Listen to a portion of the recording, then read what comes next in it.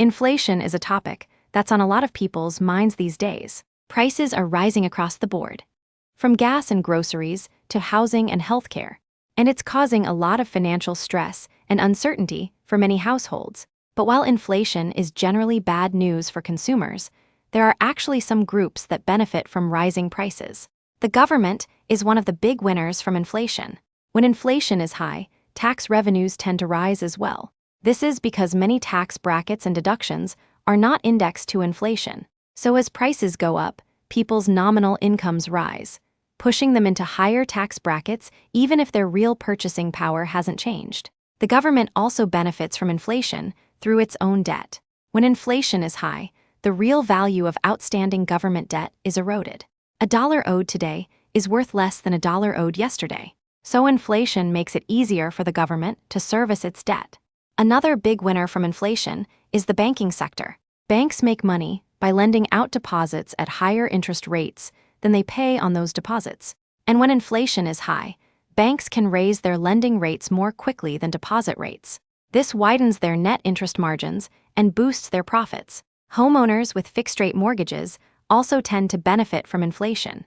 Their mortgage payments stay the same while their incomes rise with inflation. This makes their mortgage debt more manageable over time. And if they eventually sell their home, they can often do so at a profit that exceeds the real cost of their mortgage. Commodity producers and exporters are another group that can benefit from inflation.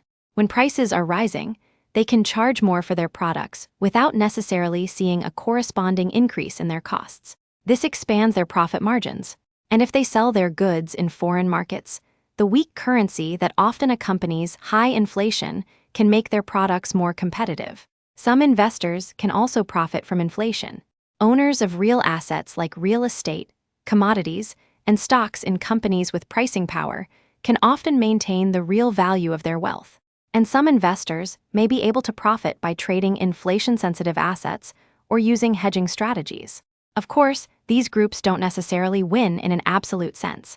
Inflation is still costly and disruptive for the economy as a whole. But relative to other groups, these are the ones that tend to come out ahead.